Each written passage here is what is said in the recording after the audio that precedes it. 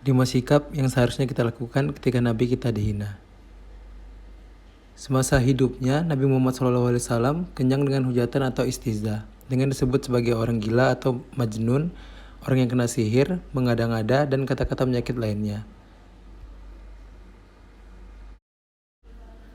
Bagaimana kita menyikapinya? Tiru saja bagaimana Nabi kita menghadapinya. Yang pertama, jangan hiraukan. Allah telah menurunkan kepadamu bahwa apabila kamu dengar ayat-ayat Allah diingkari dan diolok-olok, maka jangan kamu duduk beserta mereka, hingga mereka memasuki pembicaraan yang lain, karena sesungguhnya tentulah kamu serupa dengan mereka. Yang kedua, maafkan mereka. Saat Fuku Makkah, Nabi datang dengan puluhan ribu pengikutnya. Bisa saja dia membantai orang Makkah yang dulu mengusir Nabi Muhammad. Tetapi Nabi berseru, hari ini adalah hari permaafan, tak ada lagi perumpamaan darah. Agama ini bukanlah agama pendendam. Upaya membalas kejahatan dengan kejahatan juga dapat menjadi sebuah kejahatan. Karena itu siapa yang memaafkan musuhnya dan melakukan perdamaian, balasannya ada di sisi Allah. Sesungguhnya Allah tidak menyukai orang yang zalim. Surat Asy-Syura ayat 40.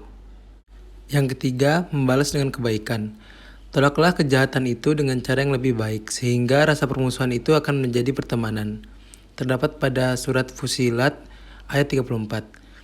Nabi Muhammad membalas hinaan yang dilontarkan oleh pengemis Yahudi buta dengan memberinya makan setiap hari, hingga si pengemis tersebut luluh hatinya saat dia menyadari kebaikan Nabi.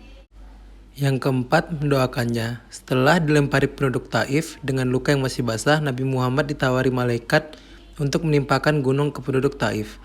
Tetapi Nabi Muhammad menolak tawaran itu. Alih-alih Nabi Muhammad memaafkan dan mendoakan mereka. Di masa-masa berikutnya, Taif menjadi daerah penting dalam wilayah Islam. Mungkin kita ingat juga salah satu pembuatan film fitnah.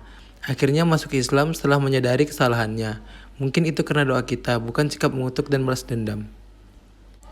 Yang kelima, jangan melakukan hal yang sama. Kadang tanpa sadar kita suka membuat lelucon tentang agama lain. Bersikaplah empatik. Janganlah menghina orang-orang yang menyembah selain Allah, karena mereka nanti akan memaki Allah dengan melampaui batas pengetahuan. Terdapat pada surat Al-An'am ayat 108. Berikutlah 5 sikap yang seharusnya kita lakukan ketika Nabi kita dihina.